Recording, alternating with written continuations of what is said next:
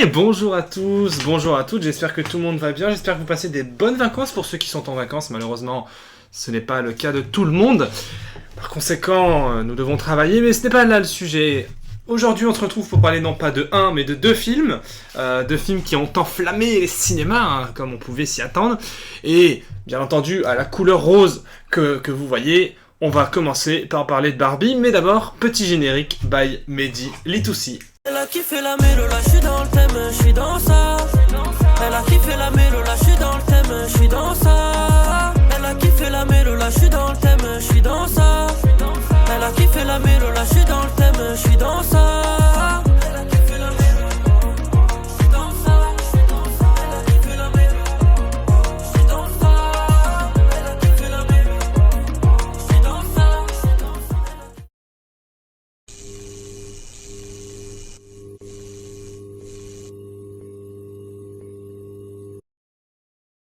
Barbie, réalisé par Greta Gerwig avec Margot Robbie et Ryan Gosling dans le rôle titre.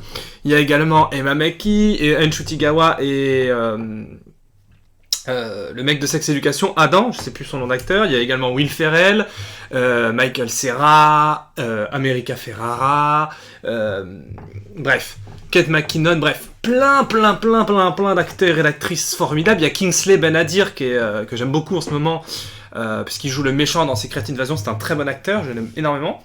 Mais bref, passons le casting. Est-ce que Barbie... pourquoi quel est ce film? Parce qu'il y a donc Barbie, apparemment, c'est donc, je me suis renseigné un petit peu, c'est un film qui est dans les cartons hollywoodiens depuis 6 ans. Parce qu'il arrive des fois que des films sont créés par par un réalisateur ou par un scénariste qui vend ce scénario à un studio, qui cherche un réalisateur, puis des acteurs, etc. Sauf que des fois ça n'aboutit pas, et les scénarios traînent, etc. Bref, c'est donc un projet, Barbie, qui est en chantier depuis très longtemps. Et du coup, nous est annoncé, je crois, vers 2019-2020, un film Barbie. Et là on se dit... Même 2021, je crois qu'il a été annoncé. Et là, on se dit... Oula, film Barbie pas sûr. Et après, on nous annonce Greta Gerwig. Alors moi, je n'ai vu aucun film de Greta Gerwig, mais c'est en tout cas une cinéaste qui m'intéresse. D'ailleurs, il faut que je voie ces deux films, à savoir Little Woman et... Les 4 filles du Docteur March et... je crois que son autre film, c'est Lady Bird, avec Timothée Chalamet. Ah, au secours. Enfin, on l'appelle Timothée Chalamoche, mais bon, ça c'est autre question. Bref, et donc on nous annonce également Margot Robbie et Ryan Gosling, qui sont, quoi qu'on en dise, quand même de très bons acteurs, qui ne choisissent pas leur scénario à la légère. Je veux dire, Margot Robbie, l'un de ses premiers films, c'est Il était temps, avec Bill Nighy et Donald Gleeson, et ensuite elle fait Le Loup de Wall Street, puis The Big Short. Enfin, voilà, c'est quand même une actrice qui sait choisir ses rôles. Elle était d'ailleurs magnifique et exceptionnelle dans Babylone cette année, qui était formidable. Et Ryan Gosling... Ouais. Bon, en fait, moi, j'aime pas Ryan Gosling, en fait. Moi, j'aime beaucoup aimer Ryan Gosling dans The Nice Guys, de Shane Black avec Russell Crowe. Mais en fait, ce que je reproche à Ryan Gosling, c'est pas qu'il joue mal, c'est qu'en fait, c'est ce que j'appelle le syndrome Timothée Chalamoche, en fait, ou le syndrome Ryan Gosling, ça c'est vous qui voyez comment vous l'appelez. C'est en fait, tu joues des rôles, mais tu es en mort cérébrale, en arrêt cardiaque durant tout le film. C'est-à-dire que tu ne souris pas, tu ne vis pas, tu ne lances pas des dialogues, tu es juste devant la caméra, comme ça, à faire la tronche. Et donc là, on nous annonce que Barbie sera une comédie. Et là, vraiment, le monde retient son souffle, parce qu'on se dit, attends. Une comédie, Barbie, what the fuck, qu'est-ce que c'est que ce film? Est-ce que c'est bien? Est-ce que c'est pas bien? Et le film sort sa première bande-annonce. Et là on se fait, étrange, pourquoi pas? Et là le film sort sa deuxième bande-annonce, et là la campagne de pub part, et là moi j'étais en mode, ok, ça va être un banger absolu. Pourquoi ça va être un banger absolu? Et pourquoi c'est un immense film bien plus grand que ce à quoi on s'attendait? Déjà, je mets des trigger warnings, mais vraiment énormes, parce que Barbie est un film qui parle de féminisme et de féministes. Je n'ai pas lu beaucoup de livres sur le féminisme, je suis un homme, par conséquent je suis débile, hein, c'est une règle immuable dans l'humanité, et donc par conséquent je n'ai pas envie de dire des conneries, donc je vais pas trop m'aventurer sur le sujet du féminisme au risque de mourir en fait tout simplement. Bref, on va commencer par vraiment la cinématographie du film, pas sur le sujet du film. En fait, le plus gros défaut du film réside, selon moi, dans sa cinématographie. Dans le sens où le visuel est plat. C'est-à-dire que les décors sont très beaux, voilà, mais ça s'arrête là. Il n'y a pas une idée de photographie, il n'y a pas il n'y a pas des idées de mise en scène. Je veux dire, je trouve que les plans, c'est pas des trucs qui vont me rester en mémoire. C'est très beau, c'est très Barbie, mais... Et il y a des moments dans le film où Barbie n'est plus à Barbieland, mais elle est dans le monde réel, en fait. Elle est dans notre monde à nous. Et là, je me suis dit, là, elle va pouvoir se lâcher, la réalisatrice, en termes de réalisation, de plan, de montage. Il n'y a rien. Il n'y a pas, comme Oppenheimer, dont on parlera juste après, il n'y a pas genre de plan où je me suis dit, putain, là, il y a un plan de dingue, là, il y a un éclairage de fou, là, il y a une idée de mouvement de caméra, machin. Parce que un plan, au cinéma, ça se découpe en plusieurs choses.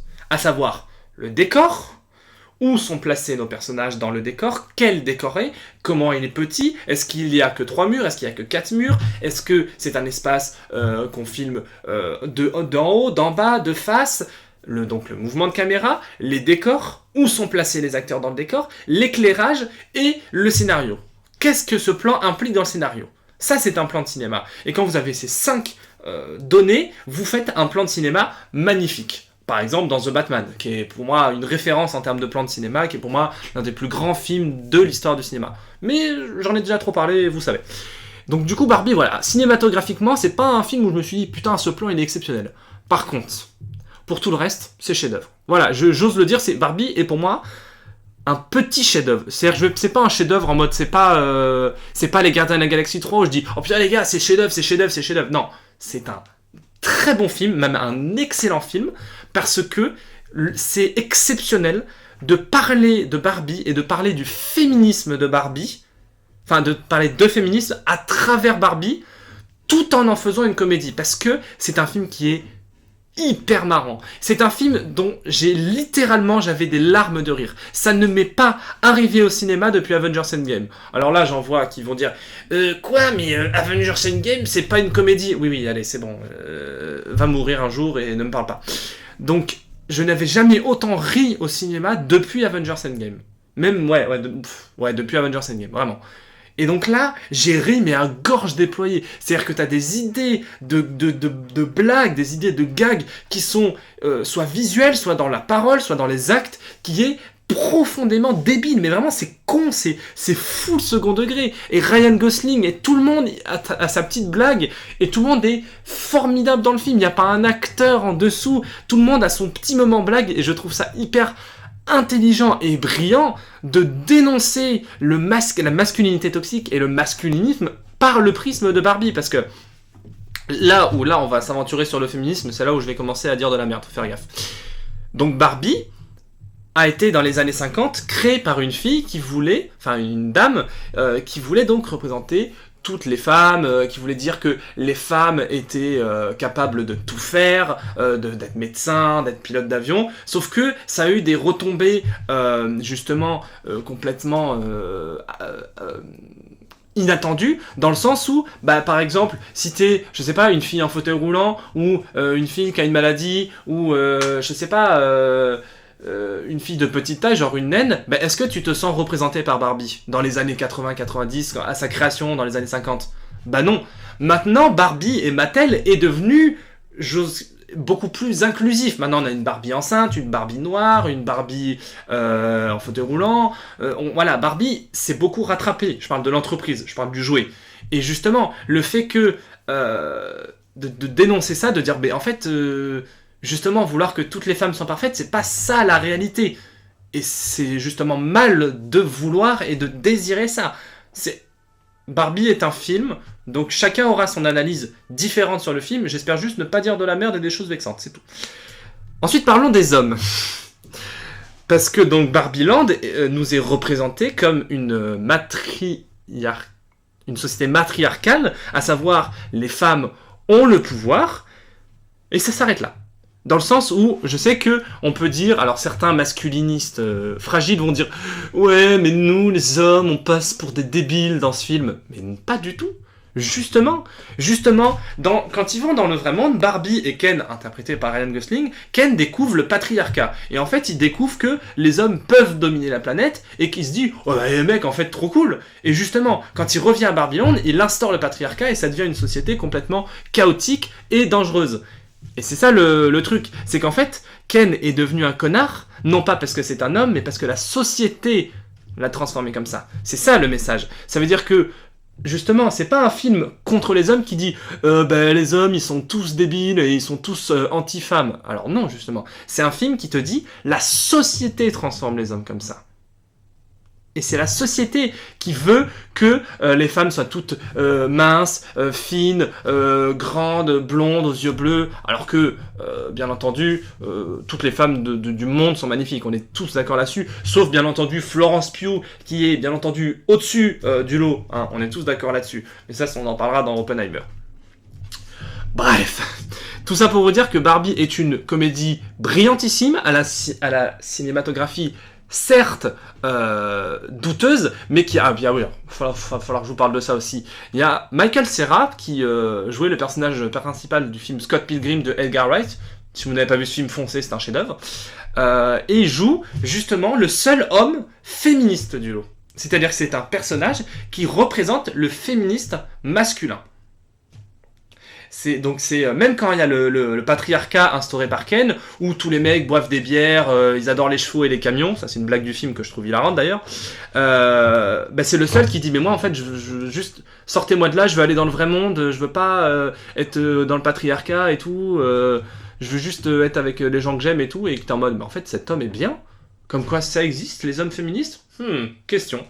Bref, donc c'est clairement pour moi le meilleur personnage du film, c'est vraiment le GOAT, puis en plus il est hilarant. Moi, si Michael Cera a un Oscar, je serais ravi. Hein. Oscar du meilleur second rôle, hein, cela va de soi.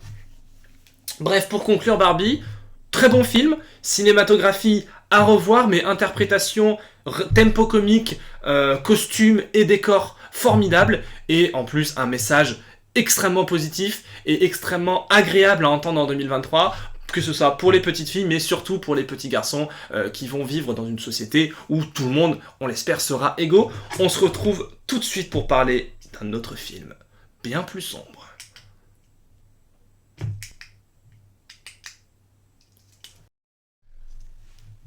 On va se retrouver à parler d'un film qui est, après réflexion, et après de nombreux débats avec mon ami Blondie, que je salue, car elle va regarder la vidéo,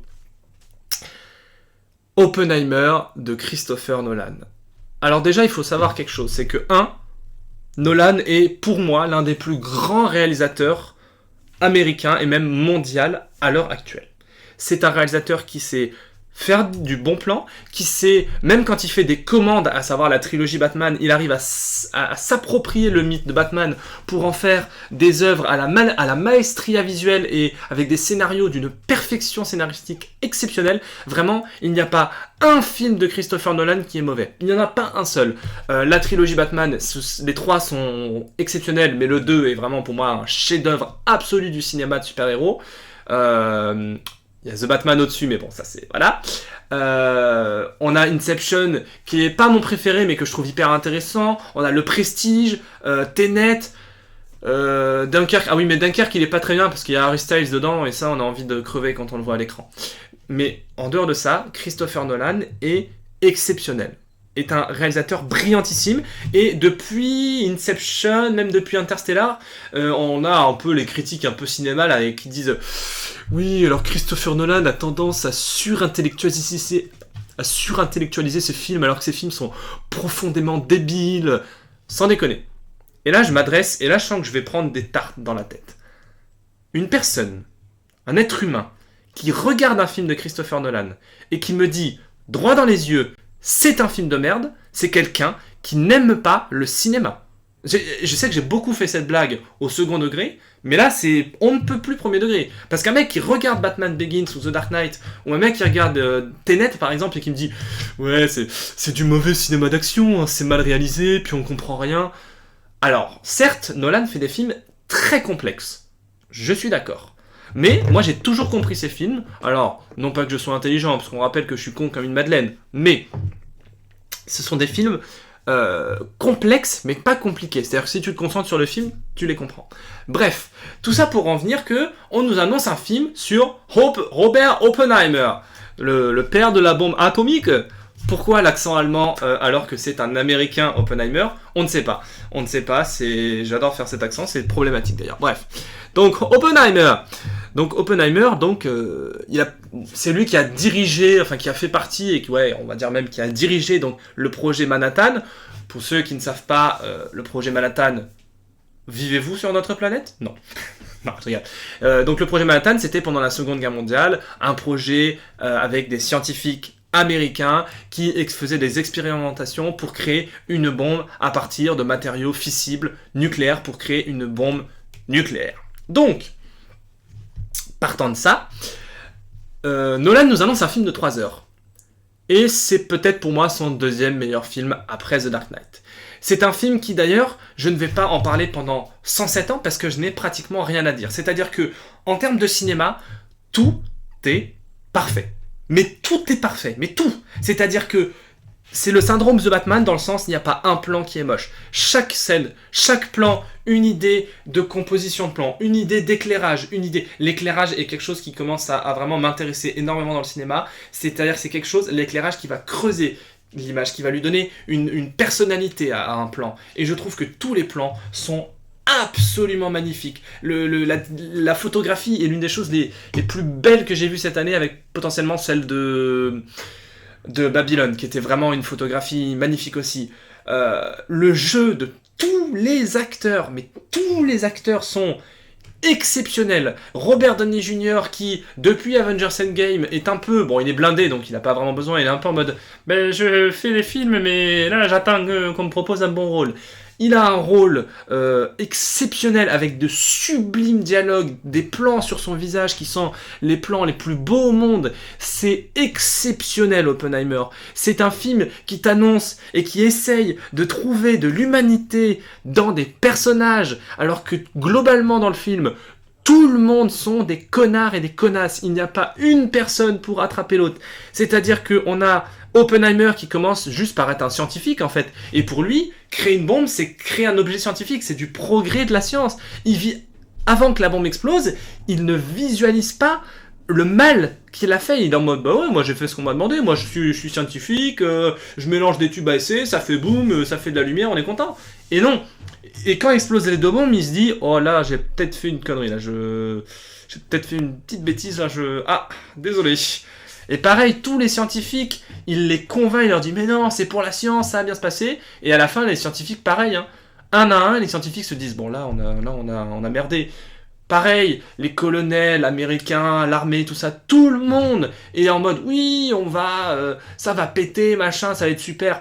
Il y a une scène qui est pour moi la scène la plus exceptionnelle du film, c'est donc quand la bombe atomique est prête, enfin quasi prête, et que donc on a Matt Damon, donc le colonel, qui est un peu le chef, parce que j'ai pas vraiment compris son grade, mais en gros c'est le chef de Oppenheimer, et on a des mecs des conseillers politiques, et le président Truman à l'époque, et donc ils disent est-ce qu'on se sert de cette arme comme arme de dissuasion, à savoir si vous vous rendez pas, on la tire. Et là, tous les conseillers sont en mode non, faut la tirer sur les Japonais, et non pas sur une ville, mais sur 2 villes. C'est-à-dire qu'ils vont tirer 2 bombes atomiques. Il y a presque, je crois, 100 000 morts, un truc comme ça, avec les retombées radioactives, les cancers et tout, 100 000 morts. Et genre, le président dit oui, allez, c'est bon, on tirera sur Hiroshima et Nagasaki, et comme ça, ils vont se rendre et ça va être super.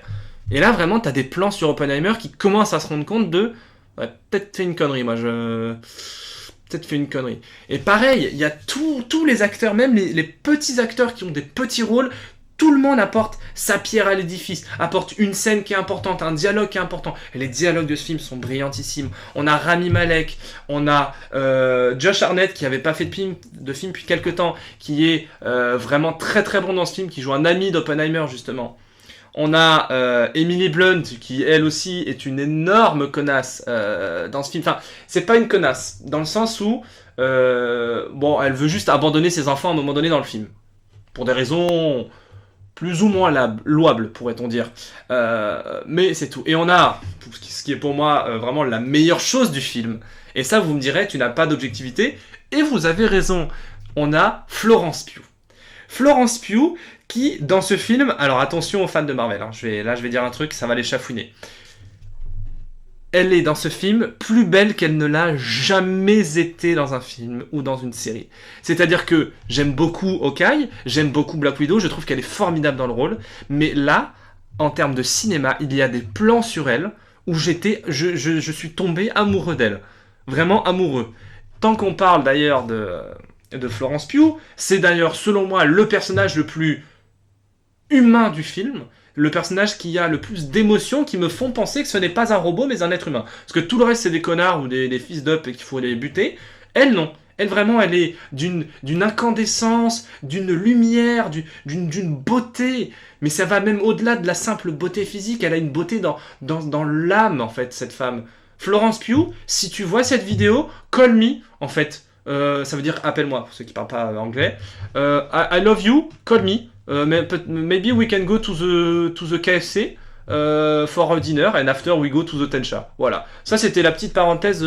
J'envoie un message à Florence Pugh en espérant qu'elle le voit. Donc Florence Pugh vraiment magnifique. Robert Downey Jr. exceptionnel. Tout est parfait dans ce film. Tout est exceptionnel. Et puis alors aussi, oh là là. Le montage du film vraiment est incroyable. C'est-à-dire qu'il fait durer ses plans, mais quand le montage du film il est brut, il est sec, tu vois. Et il y a une ambiance sonore dans la musique et même dans la sonorité du film qui fait qu'on est oppressé par ce film. Vraiment, et quand la bombe pète, là on va commencer à aller dans les défauts. Quand le premier essai, donc Trinity, le premier essai de la bombe atomique, ça pète. Moi, je trouve ça un chouïa déceptif. Parce que le film fait 3 heures. Pendant 2 heures de film, quasiment 2h15, 2h20, on te vend, on va dire, ça va péter, ça va faire une réaction aux chaînes, ça va faire pa. Surtout que nous, on les a vus. Nous, êtres humains, on les a vus, les bombes. Bah, c'est pas ouf. C'est nul. C'est pas bien. Ça a pété, mais c'est mou, en fait. C'est un pétard, ça fait... Moi, je pensais que ça allait péter dans tous les sens. Donc, l'explosion un peu déceptive. Et pour moi, selon mon humble avis, après l'explosion de la bombe atomique, fallait couper le film. Tout le côté à la fin, avec le procès, etc., c'est pas intéressant. Enfin, c'est intéressant, mais c'est du trop, en fait. C'est quelque chose qui est pas obligatoire dans le film. Toute la fin de vie d'Oppenheimer, le fait qu'il ait réussi à battre son ennemi, à savoir Robert Downey Jr., qui est Levi Strauss, bon, voilà. Et je vous mets aussi, pour conclure, un énorme trigger warning sur le sexe, parce que Christopher Nolan n'est pas quelqu'un qui fait des relations amoureuses. N'est pas quelqu'un qui sait écrire des relations amoureuses. Enfin, il en a jamais fait. Dans le sens, même dans Batman, c'est pas vraiment une relation amoureuse qu'il écrit entre Bruce et Rachel. Si je me rappelle bien, il n'y a jamais de nu. Il n'y a jamais eu de nu ou même de sexe dans les films de Christopher Nolan. Et là, on a littéralement une scène entre donc Cillian Murphy, donc Oppenheimer, qui rencontre le personnage de Jean, interprété par Florence Pugh. Elle lui offre un verre et dit « Oui, moi aussi, je suis un petit peu débridé. » Et là, bim, le plan suivant, Florence Pugh à poil en train de baiser. Oh les gars, il y avait une scène entre les deux là. Ils ont coupé quelque chose là. Il y avait un dialogue ou quelque chose parce que dans la vraie vie, c'est pas comme ça. Hein. C'est pas tu offres un verre et tu baises. Bon, ça peut arriver, mais normalement, c'est pas comme ça. Et vraiment, cette soudaineté dans l'apparition de l'érotisme, parce que là, c'est pas une scène de fesses où on voit un morceau de pied, un bisou et fin de la scène. Non, là, c'est long. c'est long, ça prend son temps. Et puis on a vraiment, alors là on va dire encore que je force, on a un plan. Donc Florence Pugh se lève, sort du lit, va prendre un livre. Et on a un plan sur elle qui est cadré à peu près comme ça, qui s'arrête au niveau de la taille, jusqu'au visage. Un plan sur elle qui est nue. Et on a une lumière orangée sur son visage et sur ses yeux, qui est pour moi probablement, je dis bien probablement, le plan qui m'a le plus marqué de 2023. C'est vraiment le plan le plus beau que j'ai vu dans un cinéma où je me suis vraiment dit, ben en fait c'est ma femme, je vais épouser cette personne, en fait. Voilà. Donc voilà, c'était ça pour conclure. Alors bien entendu, Barbie et Oppenheimer sont, pour ceux qui ne le savaient pas, très largement au-dessus du film Dune. D'ailleurs, en parlant de Dune, quand je suis allé voir Oppenheimer, j'ai fait la bande-annonce de Dune partie 2. À l'aide, ça a l'air mou, ça a l'air à chier, ça a l'air quasiment aussi nul que le premier. J'ai envie de crever, rien qu'à l'idée de le voir. Mais est-ce que je vais aller le voir ? Bien entendu, parce que vous savez ce que ça porte comme nom ? Ça s'appelle être masochiste. Allez, bise, c'était Captain Melvoy. Vive les Avengers, vive le cinéma et vive Florence Pugh.